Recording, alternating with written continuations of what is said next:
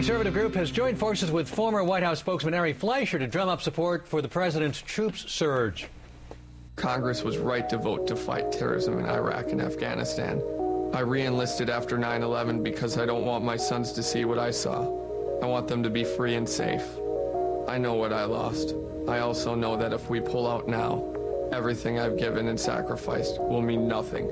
Freedom's Watch spent more than $15 million on the advertising blitz, but certain networks have refused to run the spots. Joining us now, former coalition spokesperson and Fox News contributor Dan Senior. And with us is also Iraq war veteran and chairman of VoteVets.org, Jon Soltz. Welcome you both. First of all, anybody has a right not to run ads, right? Sure. There's no issue there. Right. I would say this, though. I think there are Iraq war vets who support what we're doing in Iraq. There are Iraq war vets who oppose what we're doing in Iraq. Right. Both of them should be able to speak out in any way they want to make their case, including running TV ads. If news organizations feel the subject matter is worthy of covering in their editorial decisions and their news coverage. Well, some don't like to run controversial ads. There was a Utah television station, ABC affiliate, chose not to run a Cindy Sheehan ad a couple of years ago because for the same reason. They didn't want to run a controversial ad. That was a bad call. I mean, look, both sides should be able to speak out on this. We do. One of the hallmarks of our democracy is freedom of speech. John, I thought we were supposed to wait until right September 15th when General Petraeus actually speaks to the United States. Now the White House is going to do it for him, I understand, and really then get an understanding of whether the surge is working or not. They're doing a preemptive strike here, aren't they? Well, it's not a preemptive strike. This is a last stand. This is a battle of the bulge. I mean, what you have is Republican congressmen that are breaking every day.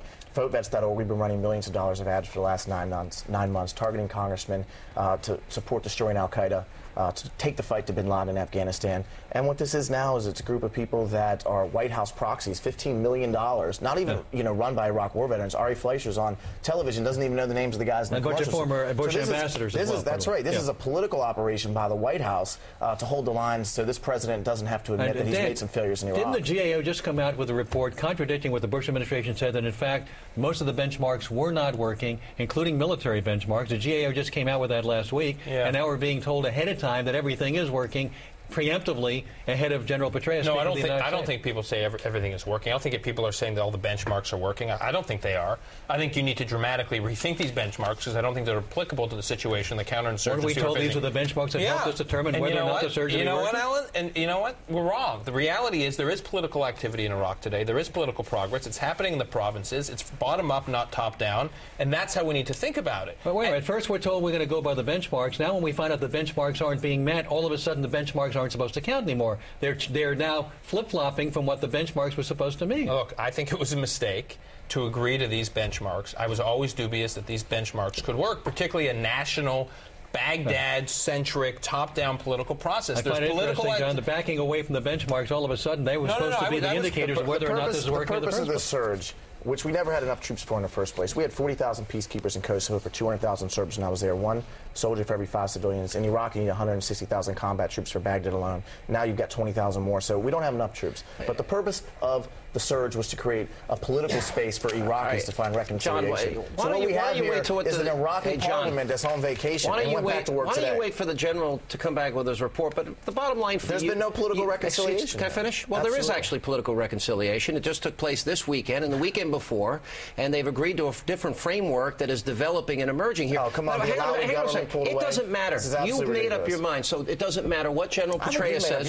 You want to pull out, don't you? No, I want to destroy al-Qaeda. I want to refocus this. I didn't ask you that. You want to pull out from Iraq no matter what General Petraeus says. That's not the case at all. What I want to do is Nancy Pelosi said. I want to well, I don't speak for Nancy Pelosi. Harry Reid said the I speak for Iraq war veterans and VoteVets.org. What we want to do is take the fight to the enemy. The latest national intelligence estimate says the Central Front to the war on terror is in Afghanistan. You guys support this nation-building retreat and defeat policy against al-Qaeda in Afghanistan. No, what we support is creating a situation. This is why the pro-military crowd, General Batiste and General Sanchez and General Eaton and all these generals are not with you. I'll tell you what we support is that we create a situation where the Iraqis can fully protect and govern themselves, and that is emerging, Dan, although, look, none of this has been perfect. It's taken longer than anybody likes. But it seems the left has already decided. It doesn't matter what General Petraeus says. I don't represent the left. I represent the right. You don't at all. But go ahead. In provinces like Anbar and Diyala, the reality is, let me finish. You spoke. Independent analysts, seriously, from the Brookings Institute to CSIS to a number of congressmen, senators, Democrat and Republican who've returned from Iraq recently, have said that in some of these Sunni provinces, you're actually seeing them starting to flip. The tribes are actually organizing for the first time against al-Qaeda. There is something going on. I mean, you may not think it's fast enough. You may not think it's sustainable. But you've got to admit that it is is happening, because a number of these analysts who have been fierce critics of our policy are actually saying there is real political activity going on the ground. I spent 8 years of my life in the Army. I served in Kosovo. I served in Iraq. I trained soldiers to go to Iraq. There's no surge of troops in Anbar. That's because we have a political reconciliation. We need diplomacy and political reconciliation. So wait, do you think there is political reconciliation going on? When you were in Iraq, do you think there political reconciliation? I believed you. Yeah. I trusted you. Yeah. Our soldiers needed your leadership, and you told us weapons of mass destruction. We've turned the corner in Iraq. So I'm not going to sit here and be lectured by someone like you. I just can't have that. I can be lectured by General Petraeus. I can be lectured by our generals. But you've spun me once. You've spun me twice. Yeah. You're not going to spin me a third time. Wait, in fairness, that's unfair, considering every single senator and the president and Bill Clinton when he bombed him in '98, they all made the same case. This is the heavy spin zone right here. Can you let him have a word here, considering you're attacking him personally? Character I'm not attacking him. No, it is character assassination. I trusted you. I believed in the war. Let him say what he wants to say. I'm not going to listen to your opinion. I respected your service. I continue to respect your service, and I respect the service of those guys who serve in the ads.